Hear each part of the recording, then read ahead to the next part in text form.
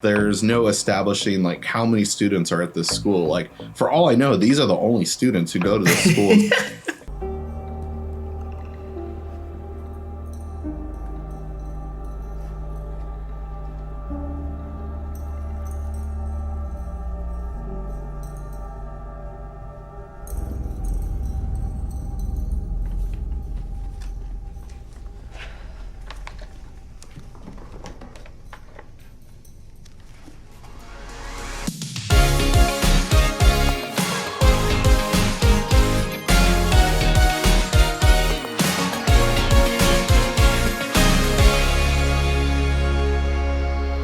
Drive-by movies, you're watching Fresh releases.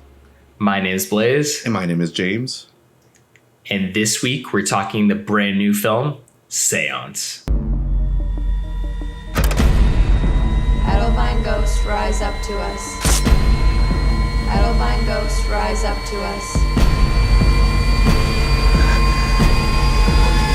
I hope you don't make me regret our decision to enroll you. Seance is a new film from Simon Barrett. It's about Camille, a young woman who arrives at the Fairfield Academy following one of the students' untimely and violent death. So Simon Barrett is mainly known as a writer. This is directorial debut for a feature-length movie. He did direct a short for VHS too. You might know him from You're Next, the Blair Witch reboot, as well as The Guest, I think one of the best sci-fi horror films of recent years and stuff. But yeah, I was excited to see this. Blaze, what do you think of Seance? So this was definitely a film that I think both of us are kind of geared up for. Pretty excited for it. Excited to see Simon Barrett back on the screen. It feels like it's been a while since him and Adam Wingard have worked together. And also, I think the last film they did was The Woods, or the Blair Witch remake. So it's been a while since we've seen them back on the screen. We absolutely loved a lot of their films like You're Next and The Guest. And I wouldn't say that I was like, that this is a bad film by any means or anything like that. I was just a little bit disappointed. I think it definitely had big shoes for me as a fan to fill, and I wouldn't necessarily say that it totally filled those shoes. This isn't something where it's like when we watch In the Earth, where I was just like, I'm never watching a Ben Wheatley film again. I don't feel that way towards Simon Barrett. This just wasn't totally my cup of tea. I definitely wanted to be, but I think there was a lot of factors that kind of ended up with the result of how I felt about this movie. So I don't think that it was just one, total thing here. I think it was a ton of factors kind of creating this perfect storm of my own disappointment. But how about yourself? That's a bummer to hear, because I enjoyed it. It's definitely not like perfect. Like, it's not like one of Simon Barrett's best or anything. Like, it's not really a movie I feel the need to like revisit, but I thought it was a solid, fun watch. It was my second experience at a movie theater. We just talked about recently, like how we've gone to the theaters only a few times so far and stuff. And I saw this in theaters a few weeks ago, actually. It's currently on video on demand right now if you want to check it out. And it's going to reach Shudder eventually in the next in the next month or so. But yeah, I was really excited to see this in theaters. I saw it at like a 10 o'clock screening at night and no one was there. It was just my girlfriend and I. And I wanted to say like this movie definitely like was like a girl. It wasn't like it's for everyone, but like it definitely like captured her, because this movie is about like all girls. There's only one male character within the movie and stuff, and the whole movie she was like cheering like, yes girl, and stuff. So like I think you have to watch with that kind of audience, or like the shirt you're wearing, Beyond Fest. Like that would have been so much fun to see this and stuff. Like I assume you watched this on demand and stuff. I doubt it was played anywhere in San Diego, and hopefully that would have hyped up it a little bit more. I'm not saying that would have made the movie 100% better, but like it was like I felt pretty hyped seeing it in theaters, and I enjoyed it for the most part. But there are definitely some dorky things about it that I was a little surprised Simon Barrett went with that we'll get into as well. Yeah, I wouldn't say that it's his worst film. I've definitely seen Dead Bird, so I can scratch that off the list. No shade to Dead Birds. Yeah, I think Simon Barrett has a Mount Everest of good films. I don't find this to be one of them, but yeah, sorry, no shade. But yeah, anyways, I think with this film, like there's a lot of things that I particularly didn't love about it. I don't feel like Suki Waterhouse is like I don't know. I've seen her popping up in a lot of movies. She's in The Bad Batch. She's in a couple other movies, but I feel like she doesn't have really the same charisma that Sharni Vinson has in Your Next. I just feel like Suki Waterhouse really doesn't bring much to the screen other than the same cinematic likeness as a glass of water. I mean, she's beautiful to look at, but at the end of the day, it's still just, you know, a sparkling glass of water. So she really didn't scratch the surface for me. I'm not too familiar with Suki Waterhouse. When I've talked about this movie, a lot of people I've heard say like, "Oh, I love Suki Waterhouse." I'm like, "Who the hell is this girl?" and stuff. So like, like I don't know anything about her, where she came from. I know apparently that there's also a Vine star in this movie too. She plays like the kind of bully within this movie as well too. So cool that Simon Barrett like found some actresses that like people seem to love and stuff. And I hope some of their audiences like went out to seek this movie and rented it. But yeah, like you're definitely right though. I kind of blame some of that on the writing though, actually, not so much on Suki Waterhouse, just because she kind of doesn't really have a whole lot to do. We know towards the end of the movie why she's there as we get into spoilers, but throughout she's so very like vague and just doesn't want to get to no one and stuff. And the only character she gets to know, I thought like her best friend was the stronger character within this movie and stuff. She just wants a friend and stuff. So she was a lot more relatable and someone that you like wanted to root for. But Suki Waterhouse, she's just like into this mystery and is just trying to figure out stuff and is asking questions, but doesn't really have a motive. Like she does have a motive, but like early on, like you don't know what that motive is because it's a secret essentially and stuff. And that's part of what Simon Barrett wrote for her character and stuff. So I would have liked to have seen that, like maybe like a stronger character, like because Micah Monroe in The Guest, she's very like, you know, standoffish and doesn't like talking to people and stuff. But she definitely has those motives of like, you know, I hate this small town, I want to get out of here and stuff. Like I love my boyfriend, but he is kind of holding me back. This family sucks, they love each other, but like, you know, would have loved to have seen a little bit more of that and stuff. But so yeah, I can definitely see what you're saying about the lead character. Yeah, definitely. And I think there is something about like being a lead. There's like this natural charisma. Some people have it, some people don't. I don't know. Like I haven't seen really much of her other work. I've only seen The Bad Batch and she's all right in it. But I feel like just generally from what I've seen so far from her, I haven't actually seen that charisma. And I'd love to see that because I think she's, you know, gorgeous to look at. I think she definitely has the acting chops. But when it comes to just that natural charisma, I haven't got it yet. I'd love to see it in the future, though. So hopefully, you know, she'll get the right role that really fits her, that we can, you know, experience that. But when it comes to this film, I don't want to just harp on it. There was a lot of things that I like. It's this cool marriage between a ghost story, but also you get kind of this like slasher movie that kind of has elements of Scream, of course. That's where all the references, but also people are going to relate this movie to most likely is Scream. But then you have these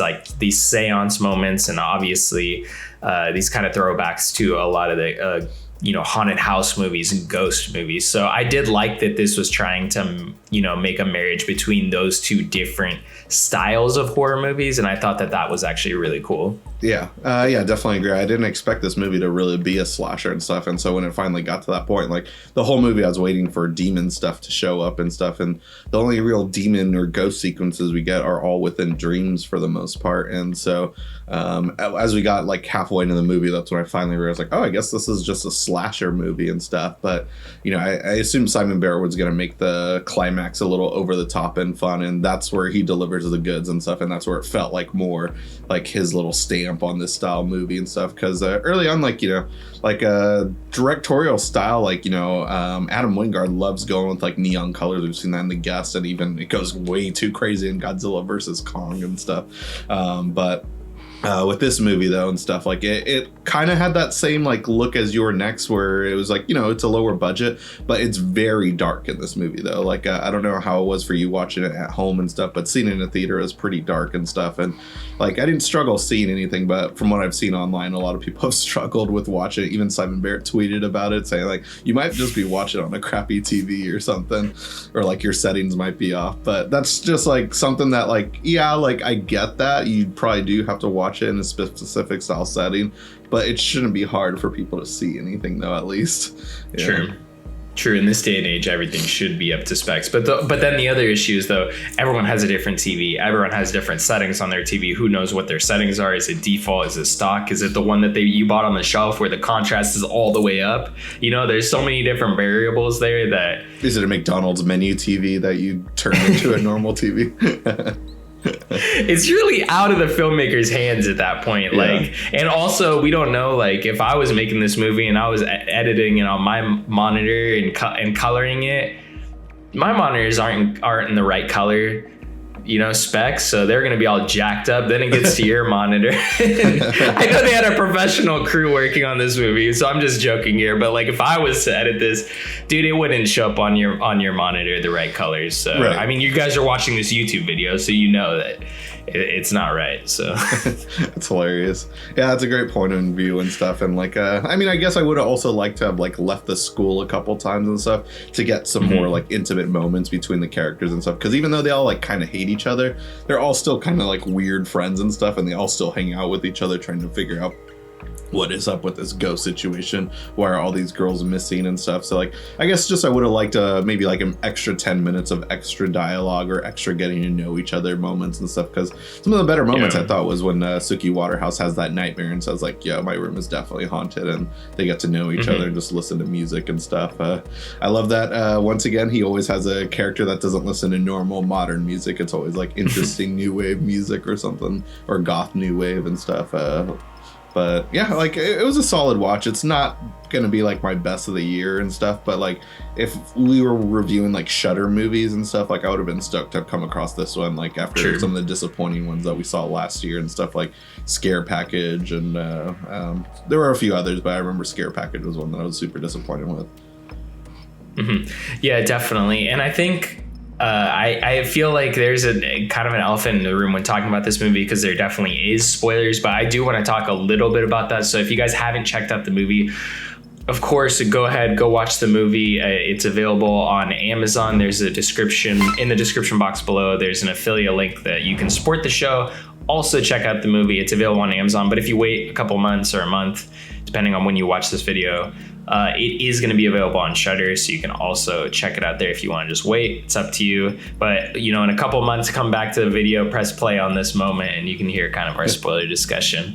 But anyways, I kind of want to talk about the exposition dumps in this movie, because I think when it comes to like my expectations of this movie and my disappointment, a lot of that does revolve around like the exposition dumps in this movie were kind of unreal at times. Yeah. And yes, it makes sense, but I felt like it just didn't make sense at the same time. Like, I understand, yes, everything does make sense, but at the same time, it's a bit ridiculous. So that was kind of what was just so disappointing in this movie, especially because a lot of the problems I had in this movie were like with the script, and like Simon's like one of my favorite writers. So I felt like this was a script that he had started a long time ago, and then just now he's getting his chance, and he pulls out a script from the drawer and doesn't realize that it needed some touch-ups. Yeah.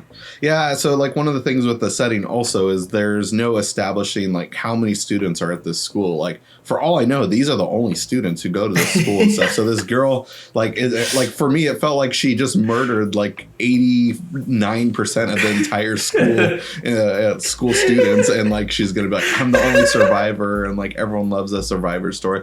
Like, I did like the over-the-top scream twist essentially, and like, I'm doing this just to like get into my favorite school and stuff. It's dumb, but it's kind of hilarious at the same time. But also, I'm like, did you think this through and stuff? Like, you should have established the setting a little bit more thorough and stuff. I know that's expensive, getting extras and stuff. The movie's all shot in the school and stuff. Like I said, I would have loved to have seen it leave the school, but I know it's probably due to budget restrictions and stuff. So that's fine and stuff. But like, you know, I'm sure there was a day where they could have got like the entire crew to try to look like high school students super far in the background, make it look super crowded and stuff. But, you know, that's just one little like complaint and stuff. So yeah, I thought it was a little bit of a dorky over the top twist, and like the boyfriend was like I like that she kind of leaves him in the dust towards the end of the movie, but like his motive was a little stupid too. I thought, like, just what was his motive even? He just because it's his I think girlfriend. he's just in love with her, Yeah. like, and he's loved her since she was a little 14-year-old or something, or she was a younger girl,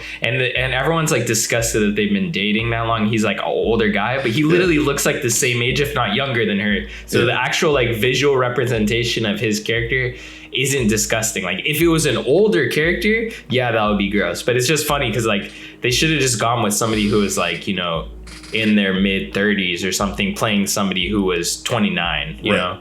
Good point also, because I actually didn't know, was this because it says academy, is that like in a high school or is this a college? It's a high school. Okay, I figured that was the case and stuff, and yeah, like that was one of the like things I noticed. Like all these girls, like they all have young faces and stuff, and they can get away with high school students, but especially within horror movies. But yeah, the fact that this guy is supposed to be like, you know, at least 10 years older than them and stuff didn't really work out and stuff, because all these girls are probably like in between the ages of 20 and 25 and stuff. But like the fact that they're playing 17-year-olds, 18-year-olds, like it's a little like pushing the bill when you have a actual 25-year-old playing his real age and stuff.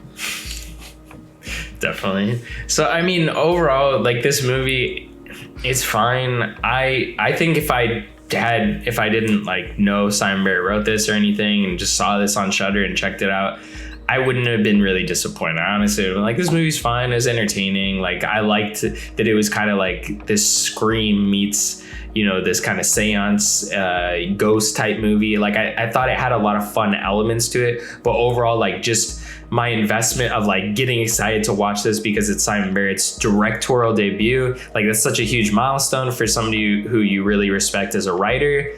That's where I'm disappointed. So like it's all just tough love at the end. I feel like for me, it's like, damn, like I wish this was so much better than it was. But it's not like I'm out of the box. I'm not pulling a Ben Wheatley here. I'm not gonna never watch any of Simon Barrett's movies. I'm gonna watch the second movie. It's only up from here, so looking forward to what's to come after this. Yeah, I totally get that. I understand. Like, I kind of was hoping more for a Lee Winnell situation, because at this point, I think I like Lee Winnell movies better than. Well, actually, no, I do like Lee Winnell movies way better than I like James Wan movies and stuff. So, you know, I was hoping that like he was gonna really come out of Adam Wingard's shell, because Adam's going on to do big movies, and I know they still have like a Face Off and I Saw the Devil like remake reboot coming out and stuff. But like, you know, I was excited that this is an original movie from one of my favorite writers too and stuff. So like, you know, it's like, you know, we're like, even though he's older than us, I feel like we're his teachers and we're like, this is good, but like, you know, it's not your A+ work that we've seen before and stuff. Like, what happened, buddy, and stuff. Like, so yeah, I see your logic with that though. But yeah, it was a fun movie. I do recommend checking it out and supporting the movie. A great way to help us out, as Blaze said earlier, you can rent it now. It's on lots of video on demand platforms, so be sure to do that through our Amazon affiliate link in our description box below, and come back here to let us know what you thought about it. Definitely. And if you haven't already, guys, go ahead and smash that like button, leave a comment, go ahead and hit the subscribe button, click that notification bell to get all of our latest updates. And if you haven't, go ahead, take a gander on the channel, check out any of our other videos. We have videos on tons of movies. Go ahead and check those out. Yeah, please do. And yeah, if you can't get enough of us here on YouTube, we're also on multiple social media platforms like Instagram, Twitter, and TikTok. Be sure to follow us all on there. Anyways, guys, that's going to conclude this week's episode. Tune in next week for a brand new video.